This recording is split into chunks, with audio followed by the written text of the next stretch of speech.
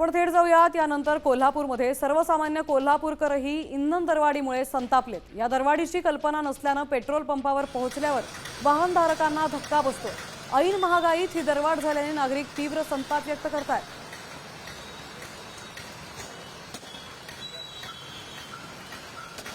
तर कोल्हापूरकरांच्या प्रतिक्रिया जाणून घेतल्यात आमचे प्रतिनिधी रणजित माजगावकर यांनी। आपण पाहूया।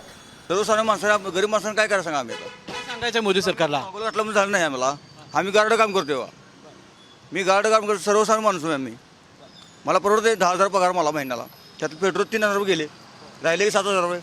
7,000 मला परवडणार आहे? नाही परवडणार। नेत्यांना मोदी सरकारला काय सांगायचं? आता नेते का आपल्या आपापल्या घरात आहेत की घरं भरायला आहेत, त्याचं तर आम्ही काय करणार सांगावं? नाही कसं परवडेल सांगा साहेब तुम्ही।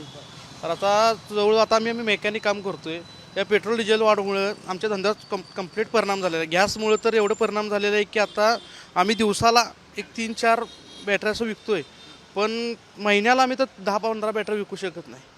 यामुळे डिझेल पेट्रोल वाढल्यामुळे सगळेच धंद्यावर परिणाम झाले, गाडी विक्री होईना झाले, सगळे परिणाम झालेले आहेत। आता मी सोनार काम करतो, आता सर्व्हिसला बी आहे, पण तरी पण कामच नाही आता सध्या। घर खर्चही बघणं काहीच नाही, तसं अडचण फार अडचणीच आहे।